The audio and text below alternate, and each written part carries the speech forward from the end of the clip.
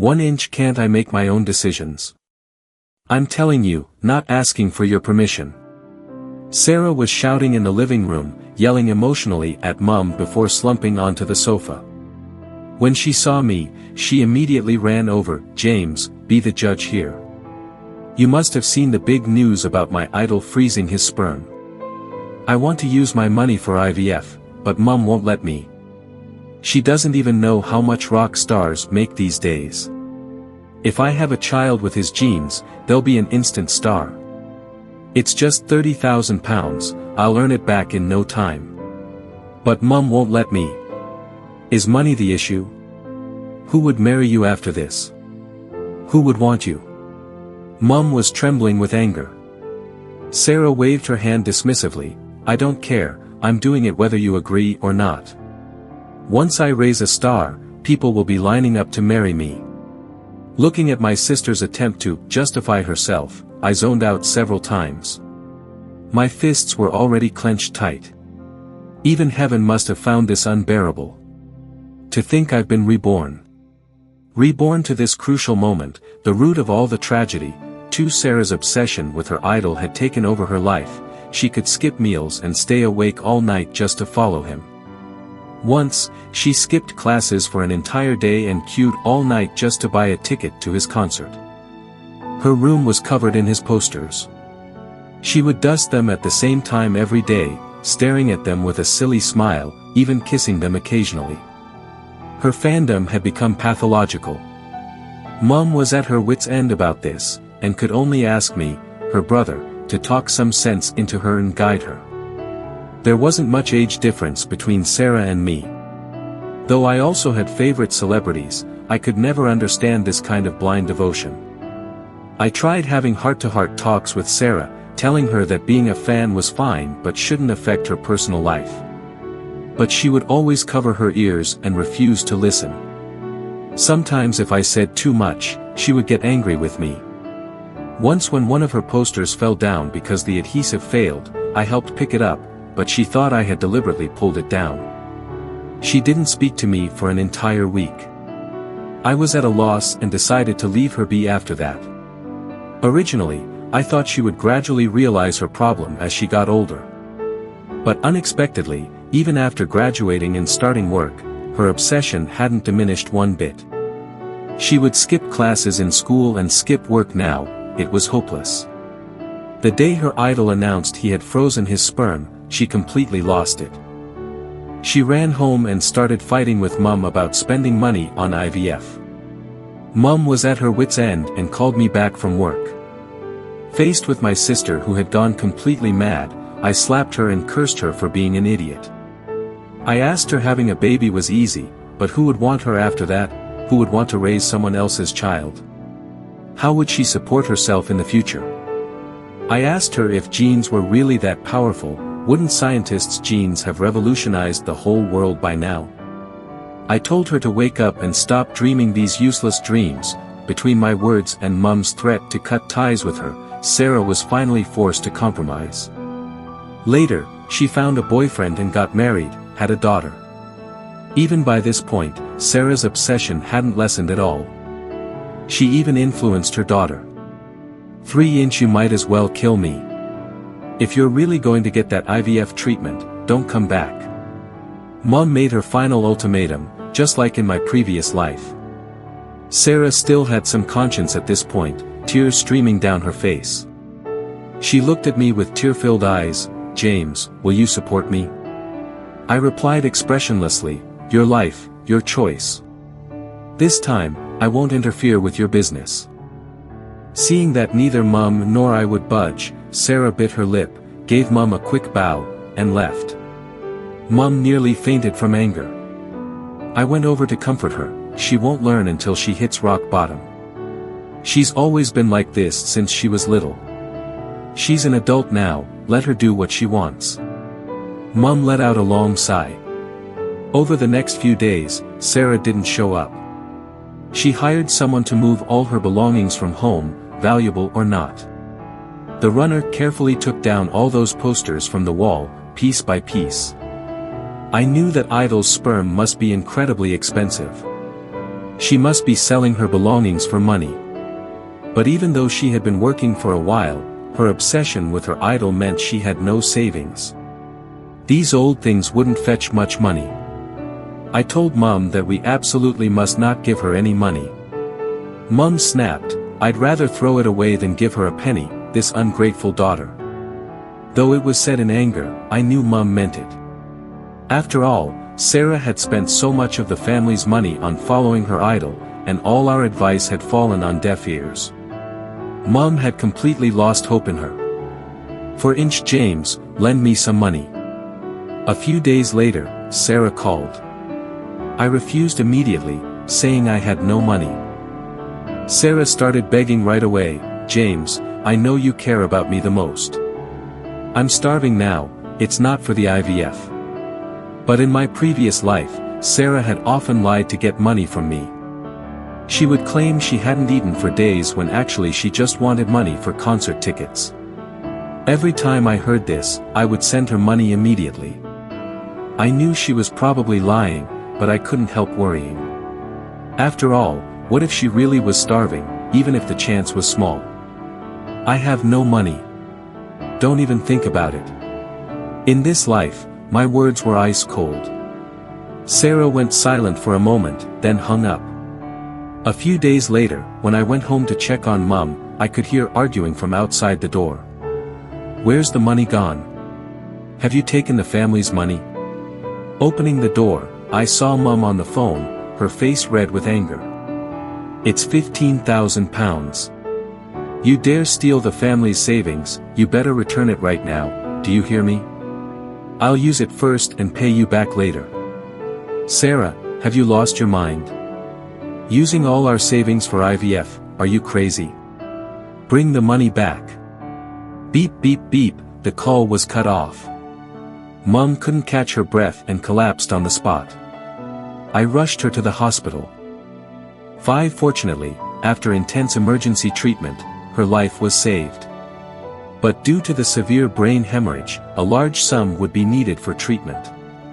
After the doctor finished explaining, I felt both angry and anxious. Where could I find that kind of money now? I could only take out all my savings to pay for the hospital fees. When told we were still short several £1,000s, I ground my teeth and called Sarah. After she answered, she didn't speak. I shouted, "Mum's had a brain hemorrhage and she's in hospital. Get to the hospital with the money right now." "Brain hemorrhage? Is it serious? How's Mum?" Sarah asked anxiously. "She's fighting for her life. We need £5,000 more, bring the money back." "James, you're lying to me, aren't you?" Sarah suddenly came out with this line, making me explode with profanity. "You bloody idiot, would I lie about something like this? I only have £1,000 at most." "What? Say that again." "I'm short on money myself, £1,000 is my absolute limit." "Sarah, have you no conscience? This is your mother. And that money was Mum's. I told you I'll pay her back, double it. She needs the money to save her life right now, what use is paying back 100 times later? Tell Mum I'm sorry. I'm definitely going ahead with the IVF. When I raise a star who lives in luxury, no one can stop me. At worst, I'll buy Mum a nice grave plot later." I grabbed her collar in fury. "You monster, what are you saying? How can you be my sister?" Seeing the physical confrontation, the police pulled us out and asked about the situation. I held nothing back, telling them everything, demanding Sarah return the money immediately. The police were also incredulous about the IVF plan. Out of kindness, they tried to talk her out of this absurd behavior. But Sarah wouldn't listen, instead getting more agitated. "Who are you to lecture me? This is our family business." This response changed the officers' expressions. They demanded Sarah hand over the money. How much she could keep would depend on Mum's wishes after she woke up. But Sarah was stubborn, insisting the family money should be hers. When the police moved to take her into custody, Sarah finally backed down, promising to get the money and bring it first thing tomorrow morning. The police told her young people should listen to advice. Wasn't this better? After Sarah left, I kept bowing to thank the police. They had saved my mother's life, but who could have guessed? The next day Sarah completely disappeared. I panicked and called the police. They said they were looking too. I immediately had a terrible premonition. The money was probably gone for good. I rushed out to borrow money from friends. We couldn't delay Mum's treatment. Fortunately, borrowing the money went fairly smoothly. But just as I was heading back to the hospital with the money, the doctor called to say Mum was critical. I ran into the hospital like a madman, only to see Mum being wheeled out of the ward covered in a white sheet. At that moment, I was stunned, standing there with my mind blank, not even able to shed a tear. The doctor told me Mum's pillow was wet. She must have been crying for a long time. I staggered, leaning against the wall, repeatedly slapping myself. I was the one to blame. Why did I bring that ungrateful daughter into the ward yesterday? Mum must have heard Sarah's words while unconscious, and died of heartbreak. I walked towards Mum, trembling as I lifted the white sheet. All the emotions I'd been holding back finally erupted. Mum, I'll take you home. I brought Mum home and set up the funeral altar, keeping vigil alone. I felt such regret. If I had stopped Sarah like in my previous life, would Mum have died peacefully of old age? It was unimaginable how much pain she must have felt, lying there with closed eyes, hearing her own daughter say such things. Mum, Mum. Just then, Sarah suddenly burst through the door, falling to her knees. Mum, your daughter has been unfilial. I came too late, Mum. I glared at her with red eyes, forcefully pulling her away. Get out. You don't deserve to kneel before Mum. Sarah lost control of her emotions, crying as she apologized. I'm sorry, James, I didn't know Mum would go so quickly. I'm sorry. You don't need to apologize. Mum's spirit hasn't left yet, she doesn't want to see you. Get out. I won't leave, I won't go. James, Mum's gone now, let's sell the house, split it half and half. Sarah had tears in her eyes as she pleaded with me. Hearing this, my mind went blank. I slapped her face. Sarah, you bastard, are you even human? Sarah held her face, staring at me reproachfully. Now that she's gone, I should pursue my dreams even more. Chase whatever you want, but don't think about this house. It was Mum's, not ours. I tried my hardest to push Sarah out, while she struggled and shouted at me, you're planning to keep it all for yourself, aren't you? The house should be half mine. If you don't give me my share, I'll sue you. You bastard, get out. I kicked her out, my temples throbbing with rage. To think this monster actually did sue me. If she wasn't ashamed, I certainly wasn't. In court, I presented all the evidence of her being an unfilial daughter, including witness statements from the hospital and police records. It clearly showed how absurd and selfish she was, even causing our mother's death. Plus the property deed was in my name, so Sarah lost the case, as expected. After leaving court, Sarah knelt down begging me to lend her just £5,000 more. Outside the courthouse, I barely contained myself from hitting her. Sarah, Mum also just needed £5,000 to save her life. But you killed her. Don't call me brother anymore, I don't have a sister like you, I changed the locks on Mum's house and sealed it up.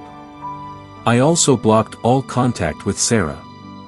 Similarly, I moved house with the sole purpose of completely cutting ties with her. But before I could leave, a group of thugs showed up at my door.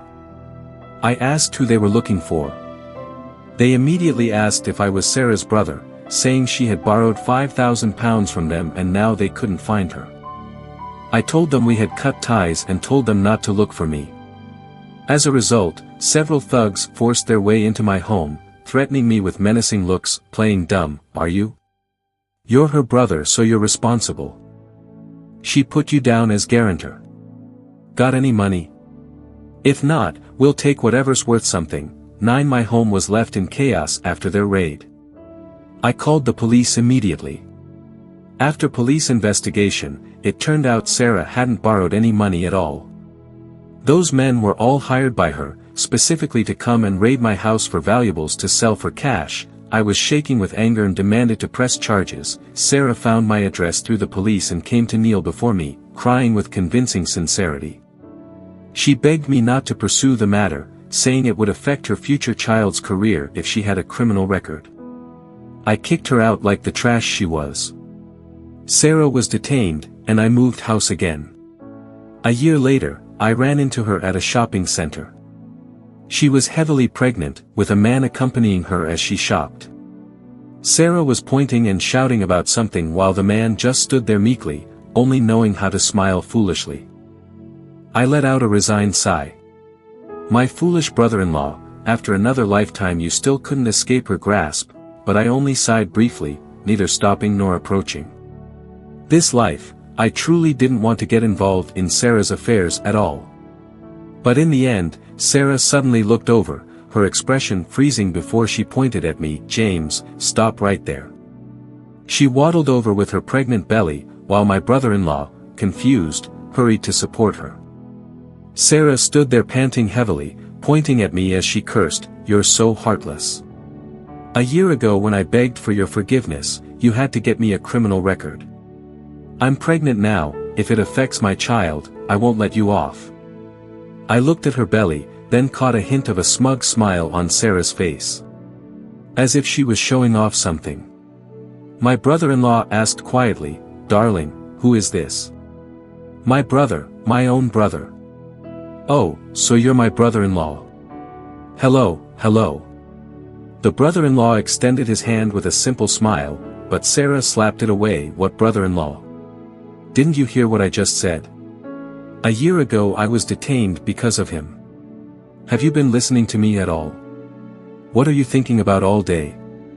My brother-in-law was left speechless, his face flushing red. He stammered, "We're all family, there must be some misunderstanding, right?" Sarah's eyes grew wide. In front of everyone, she suddenly slapped my brother-in-law. "You idiot, marrying you was the worst luck of my life. Someone bullies me and you still take their side. After Mom died I was left with nothing, nearly starved to death out there. All because of him, and now you're telling me it's a misunderstanding. You can shove your misunderstanding." 9 That evening, my brother-in-law stood awkwardly, unable to move or stay still. With half his face red from the slap, he could only manage an embarrassed smile. Sarah whipped her head back to me and said, "The house needs to be settled now, right? I'm also a member of the family, why shouldn't I get any of it?" I laughed coldly. "This matter was settled a year ago, wasn't it? Didn't you take it to court?" "Ha, James, you really are cold-hearted. You wouldn't give me the house, wouldn't help me when I was desperate, and even got me arrested and gave me a record. You really are my brother. I'm telling you, this isn't over. Once my child is born, we'll settle things one by one." Sarah looked at my brother-in-law.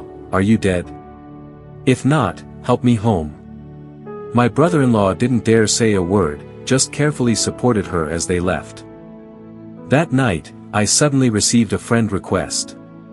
The note read, "Brother, I'm Tom." It was my brother-in-law adding me.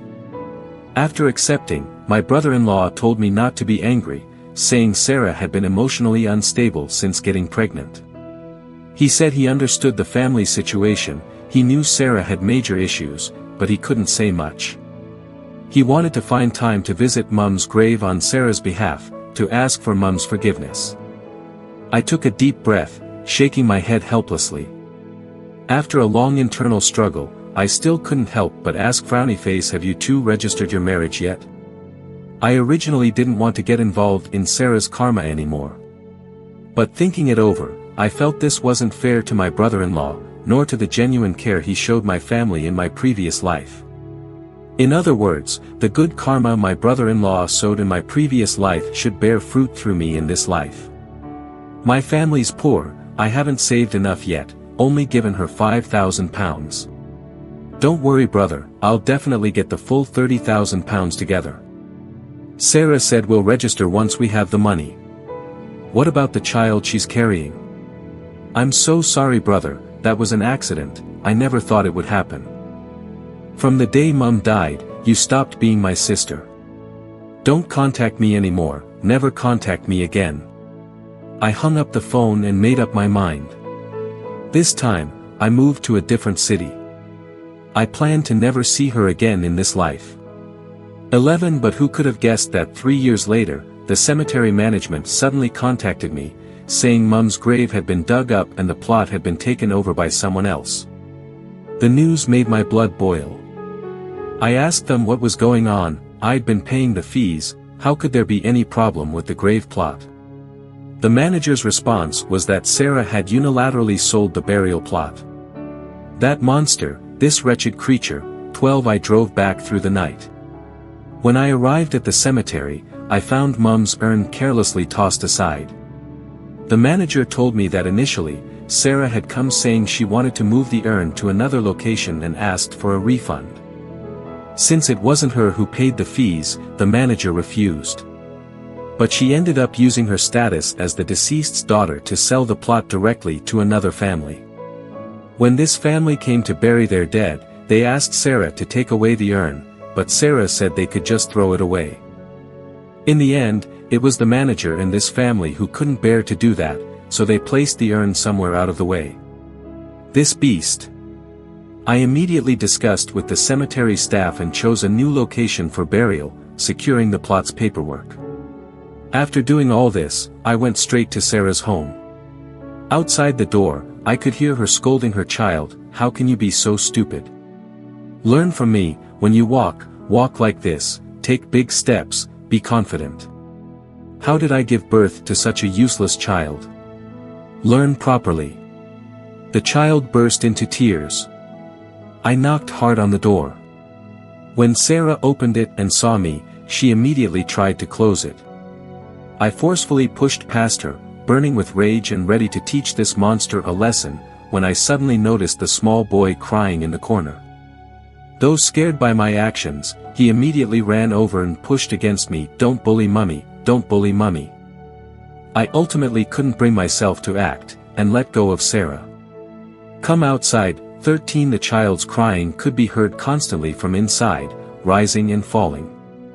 At this moment, a neighbor opened their door and asked, "What's your relationship to this family?" "I'm her brother." "Her brother? You need to do something about her then. She's like someone possessed. She's nearly driven that child mad. Other children are all at school, but she keeps the child locked up at home all day, making him practice walking and talking. I might be speaking out of turn, but I really suspect your sister has mental problems. Look what she's done to that child, it breaks my heart to see." I nodded and turned to leave. Standing downstairs, listening to the scolding from above, I was torn with indecision. When I first entered just now, I saw how such a young child already had dull eyes. After standing there for who knows how long, I steeled my heart and went to the community council. In my previous life, my niece was misguided and ended up hating me to death, becoming half of my nightmare.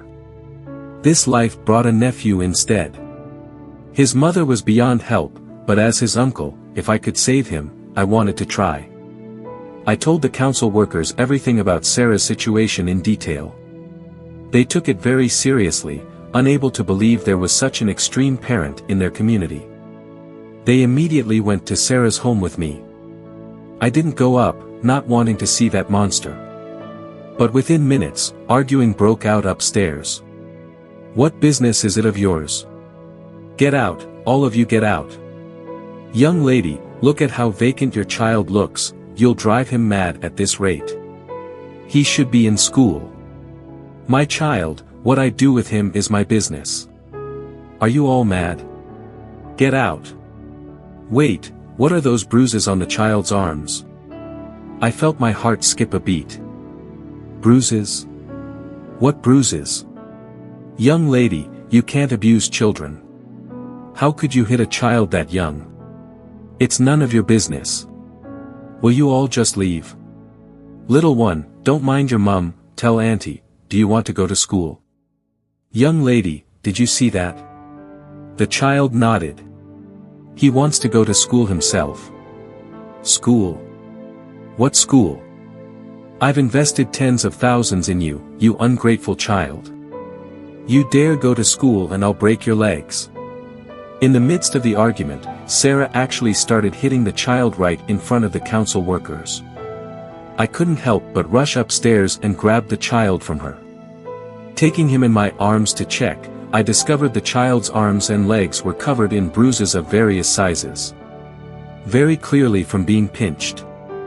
14 The council workers called the police. After arriving, the police began mediation at the scene.